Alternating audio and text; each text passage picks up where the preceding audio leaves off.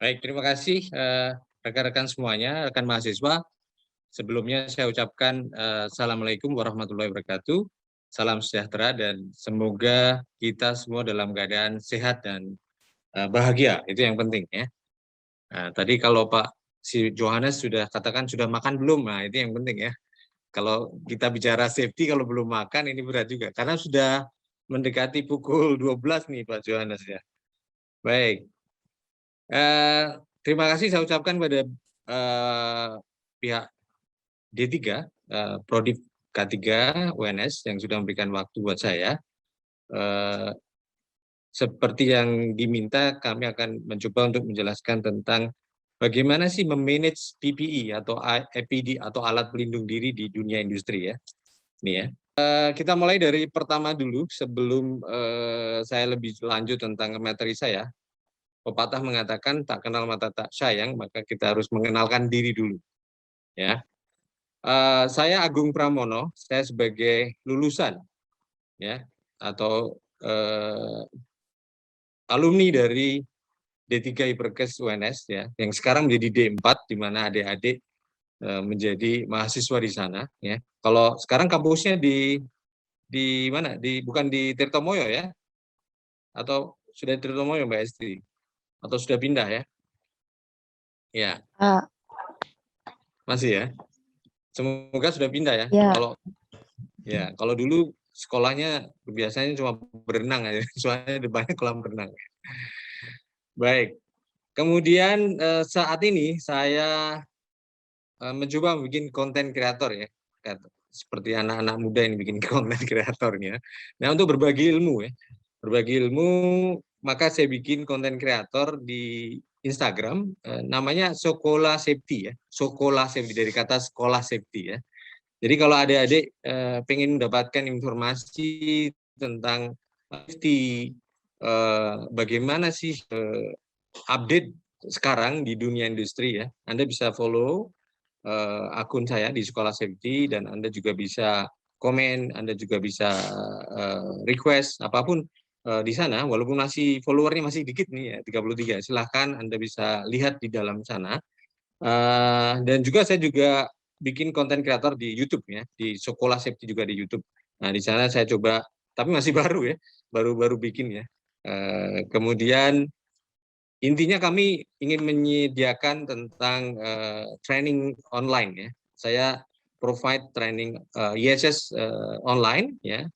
Anda bisa melakukan training di sana dan bisa mengeksplor lebih jauh. Dan juga saya melakukan coaching dan mentoring untuk karir di EHS ya. Di samping itu sebagai konsultan EHS saya juga melakukan. Nah, ini adalah kegiatan saya yang saya lakukan sekarang. Nah, ini saya. Siapakah saya? Saya lahir di mana ini? Nah, kalau lahirannya di Solo, tahu ini adalah Keraton Solo. Jadi saya asli wong Solo ya. Asli lahir di Solo, besar di Solo ya. Nah, kemudian saya kuliah di UNS dan mendapatkan pekerjaan. Kemudian saya melanjutkan di UI, ya di UI untuk melanjutkan jenjang selanjutnya. Nah, sebelum maksud saya saat ini masih di Huntsman Polyurethan yang bisa dilihat di sini. Ya, saya ingin coba share pada teman-teman bahwa walaupun saya seorang safety, tapi saya sudah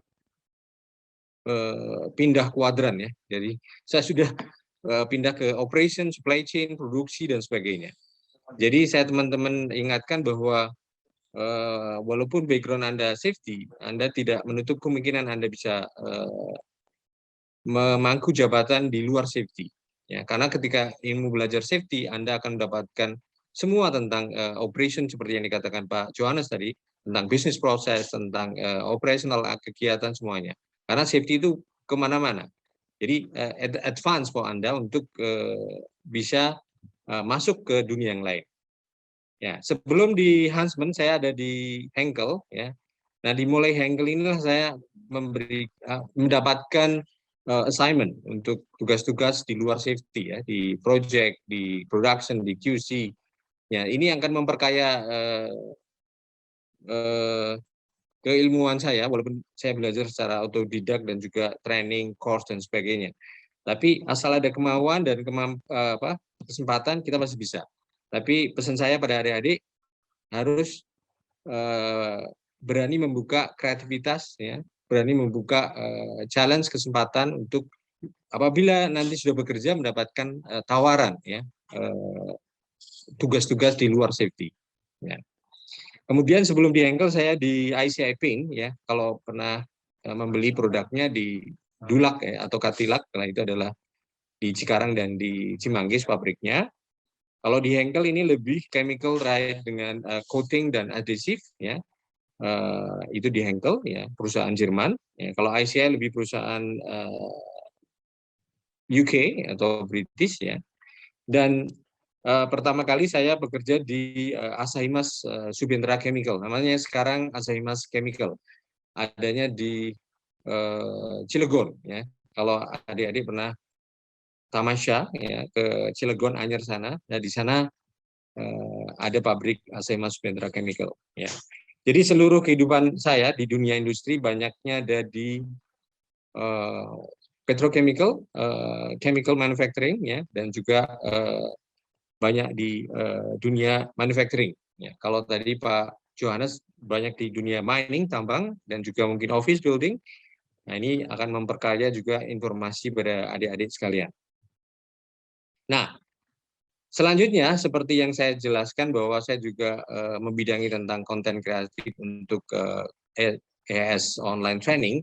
Anda bisa masuk di training-training yang ada di sini. Salah satunya adalah PPE Management, kemudian Chemical Hazard Communication, Basic Accident Investigation, Basic Forklift Safety, Basic Job Safety or Hazard Analysis, Introduction of Safety Training, Emergency Action, Ergonomic, Industrial Hygiene, dan banyak sekali online short course yang Anda bisa dapatkan melalui channel di Sekolah Safety atau channel di YouTube. Saya coba bangun di Udemy ataupun di channel lain untuk membangun LMS, Learning Management System-nya, sehingga adik-adik bisa mengakses di sana. Itu singkat cerita tentang saya. Saya akan langsung ke materi yang ingin disampaikan. Ya. Sebenarnya juga malu juga ya, karena Pak Johannes sudah merangkum semuanya itu. Nanti bagian saya sudah nggak tertarik lagi. Tapi nggak apa-apa, saya akan coba sharing, ya. Objektif hari ini, teman-teman, saya akan lebih fokus di prosedurnya, ya. Sebagai atau safety officer ataupun praktisi K3 harus membuat suatu sistem, ya. Ya. Kemudian yang pertama ingin saya highlight adalah bagaimana Anda membangun prosedur, ya. PPE prosedur overview, ya. Kemudian apa sih persyaratan atau requirements di dalam prosedur itu? Bagaimana memanage tentang rule and responsibility, ya. Tadi ada pertanyaan menarik, ya. Ini tanggung jawab siapa nih? Tanggung jawab pekerjanya, tanggung jawab pengusahanya, atau tanggung jawab line manajernya. Kalau dia nggak pakai PPE gimana dan sebagainya. Itu akan kita lihat detail di rules and responsibility. Nah, kemudian saya juga akan sharing supporting document bagaimana melakukan risk assessment dan PPE metric, ya, yang tadi sudah jelaskan Pak Johannes. Tapi detail bagaimana melakukannya nanti akan coba saya kasih contoh. Untuk tipe-tipe PPE, saya rasa Pak Johannes sudah jelaskan detail dari PPE, bagus sekali. Tapi ada informasi yang saya juga tambahkan di situ. Nanti kita akan lihat. Baik, kita masuk ke selanjutnya, overview dari prosedur. Jadi bagaimana Anda sebagai ahli K3 nanti ketika sudah bekerja, peranannya apa ketika membangun suatu prosedur, ya, terkait dengan personal protective equipment. Ya. Kita ingin tahu dulu apa itu PPE, ya. Ada yang tapi karena di mute jadi nggak bisa ngomong, ya. Ini kesulitan kalau online, ya. Nggak apa-apa, nanti dijawab dalam hatinya aja atau ditulis, ya. Tadi Pak Johannes sudah jelaskan. Nah, ini PPE, ya, secara deskripsi Anda bisa lihat di sini adalah equipment. Jadi atau peralatan atau equipment that will protect the user atau pemakainya ya. Jadi memberikan pelindungan terhadap pemakainya terhadap health and safety risk at work ya. Bahaya terhadap kesehatan ataupun keselamatan di tempat kerja, ya.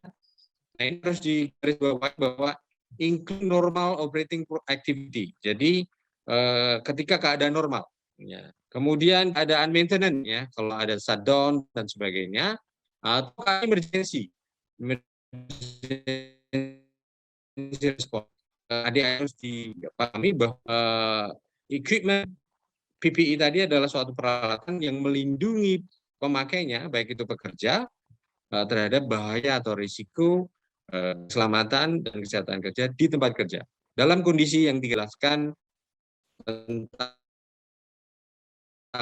itemnya ya, bisa go, bisa eye protection, protecting clothing, high visibility clothing, footwear, respiratory protection,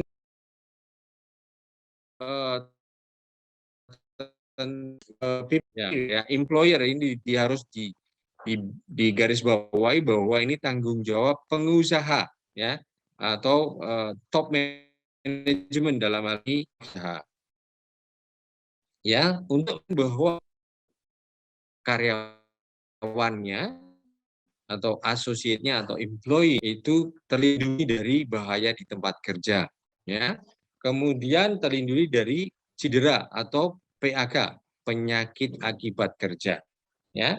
Ini penting. Nah, tadi sudah dijelaskan juga oleh Pak Johannes bahwa PPE is one of the way. Ya, jadi salah satu cara untuk memprotek karyawan atau employee. Jadi kita harus ingat lagi tentang apa ini? Nah ini tadi Pak Johannes jelaskan tentang eliminasi risiko ataupun line of defense ya. Kita dilihat di sini ada elimination, substitution, engineering control, administration control. PPE adalah the last action, ya, last step, ya. Ketika Anda membangun suatu preventive measure, kita bisa lihat dari sisi effectiveness. Kalau tadi dijelaskan tentang efektivitas dari suatu cara memproteksi karyawan terhadap bahayanya, ya. Kalau kita bicara eliminasi dan substitusi, itu adalah paling bagus, paling efektif ya. Karena bahayanya bisa dihilangkan atau diminimasi atau dikecilkan ya.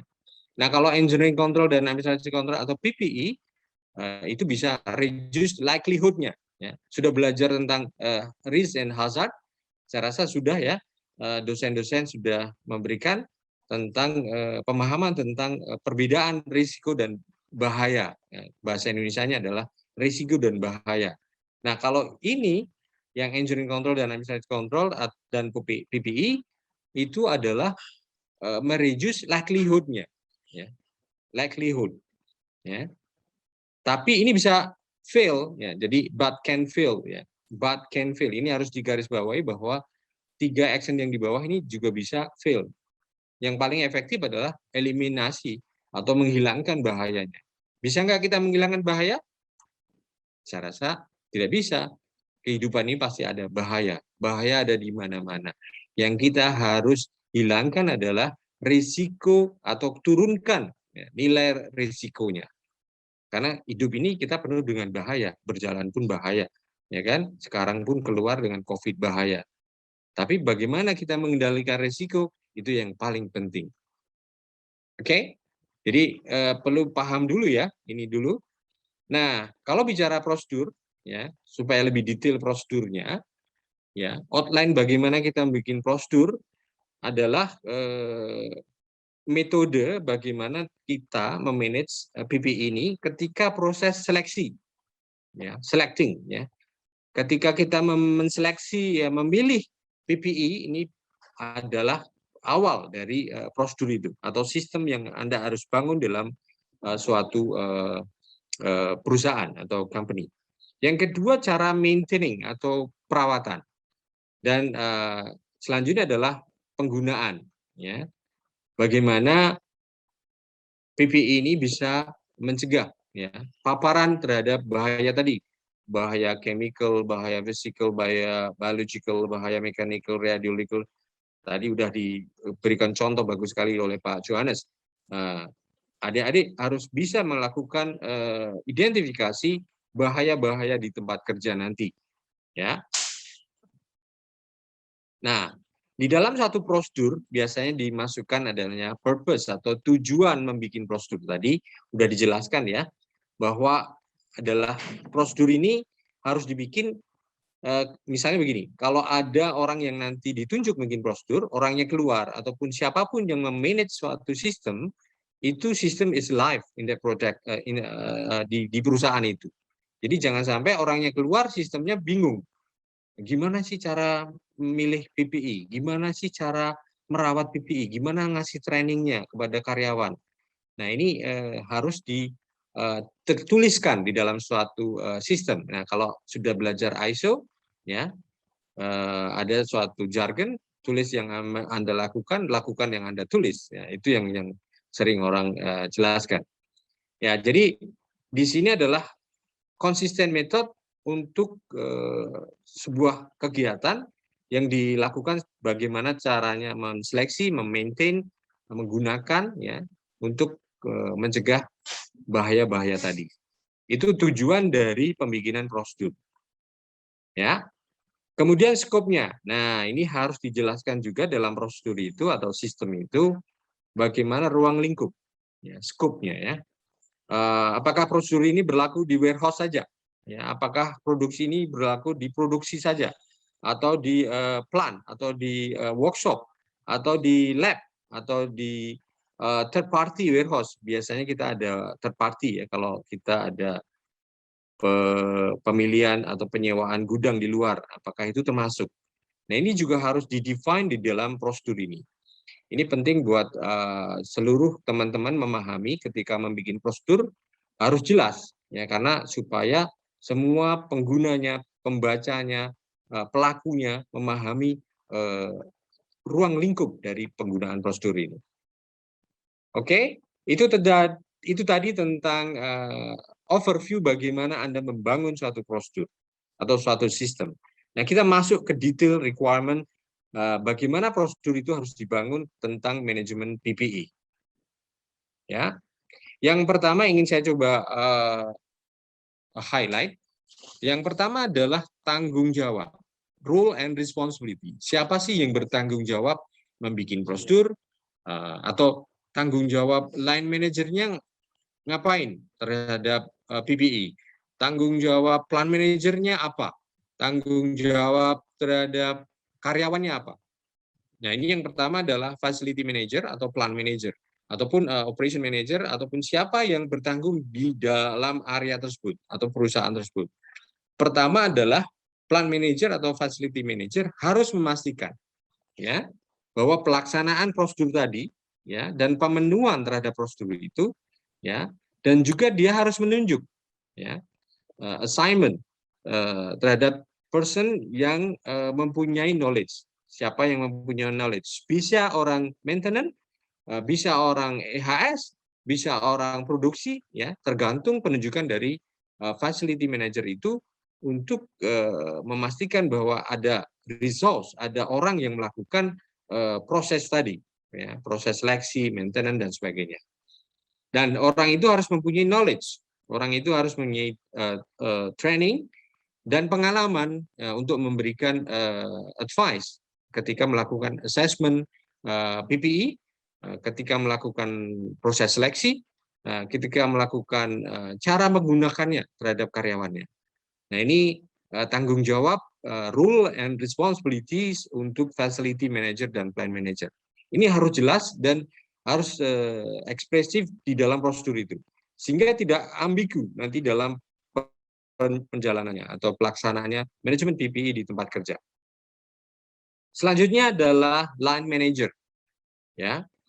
Line manager ini bisa manajernya, bisa supervisornya, ya, bisa asisten manajernya dan sebagainya, harus memastikan bahwa karyawannya, ya, karyawannya di bawah mereka, karyawan di bawah mereka itu harus menerima training, ya, receive training in the use, ya, bagaimana memakai PPE. bagaimana membersihkan PPE, bagaimana melakukan inspeksi terhadap PPE-nya, bagaimana memaintain, ya, merawat, ya, PPE yang telah disediakan, ya, banyak sekali kita sudah sediakan, company spend money banyak, duitnya banyak, tapi karyawannya tidak memanage-nya, sehingga sekali pakai buang dan sebagainya, atau tidak menggunakan dengan sesuai dengan training atau instruksi kerja yang diberikan. Nah, selanjutnya line manager shall, ya, ini hurufnya shall, ya, ensure their associate, ya, associate-nya atau karyawan di bawahnya harus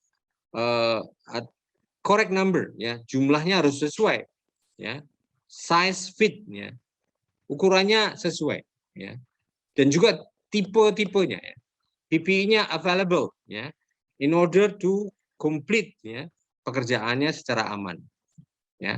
Kalau kita bicara respiratory protective equipment, ada yang namanya face fit test. Jadi ada yang di tes untuk menggunakannya, karena rahang ataupun profil wajah masing-masing orang itu beda-beda.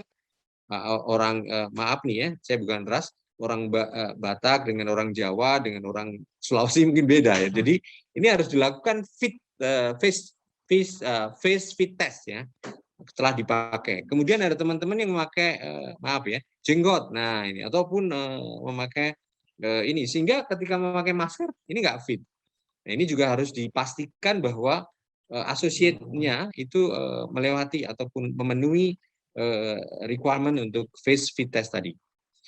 Nah, selanjutnya yang tidak kalah pentingnya adalah line manager tadi harus memastikan bahwa associate-nya itu melewati medical examination, ya. Jangan sampai orang yang ada masalah dengan pernapasan, ya, mungkin dia asma dan sebagainya, dia memakai SCBA, nah, atau memakai respiratory protection, sehingga itu memberikan dampak lain kesehatan buat karyawan tersebut, ya. Dan undertaken necessary medical examination, certification, ya, ini penting buat teman-teman, ya. Maaf. Ya, kemudian been informed of any change of PPE related to risk assessment. Jadi apabila terjadi perubahan tempat kerja, ya, maka timbul bahaya yang baru. Maka perlu adanya risk assessment. Nah, risk assessment ini akan berdampak juga terhadap kebutuhan PPE-nya, ya. Jadi harus dipastikan apabila line manager memahami adanya perubahan tempat kerjanya, mungkin ada proyek baru, ada mesin baru, ya, ada aktivitas baru. Nah, PPE-nya jangan lupa untuk juga dilakukan risk assessment. Baik, itu tadi tanggung jawab facility manager, plant manager, line manager, ya. Kemudian kita lihat tanggung jawab karyawannya apa sih? Ya, ini penting buat kita membuat suatu frame kerangka yang jelas terhadap masing-masing fungsi, sehingga mereka mengetahui hak dan tanggung jawabnya. Ya, associate shall, ya, ini hukumnya wajib bukan sunnah, ya. Jadi karyawan wajib hukumnya ini report, ya, harus melaporkan any deficiency, ya, or fault with their PPE to the line manager. Ini harus melaporkan. Jangan respiratornya sudah expired, cartridge-nya, tapi tidak melaporkan. Atau spektakelnya rusak, tidak melaporkan. Ya, jadi ini juga harus tanggung jawab karyawan. Jadi ketika di training, Anda harus memberikan pemahaman tentang tanggung jawabnya, tentang kewajibannya. Ya. Nah, kemudian use their PPE in line with the training. Ya. Jadi memakainya harus sesuai dengan tahapan-tahapan training yang sudah diberikan. Sebagai karyawan harus memastikan itu. Dan memakai, ya, di mana di area-area yang ada signage, ya, sesuai dengan risk assessment-nya. Ya. Kemudian karyawan harus memastikan PPE properly used, ya, clean, store, dan inspected. Ya. Ini harus dipastikan, ya. Jangan sampai ketika menggunakan alat pelindung diri dalam kondisi yang tidak layak dan tidak layak, ya, sehingga memberikan bahaya terhadap asosiat tersebut. Nah, yang terakhir adalah karyawan diharapkan memberikan feedback, ya. Kemudian feedback or raise any concern. Kalau misalnya kita berikan spektakel, ya, kemudian dia merasa tidak nyaman karena dia mengalami minus ataupun ada gangguan di matanya. Nah, ini harus memberikan raise of concern terhadap line manajernya atau terhadap EHS-nya, ya, praktisi K3-nya untuk memberikan feedback, ya. Ini penting. Nah, itu semua adalah role and responsibility baik dari facility, line manager sama karyawannya sendiri.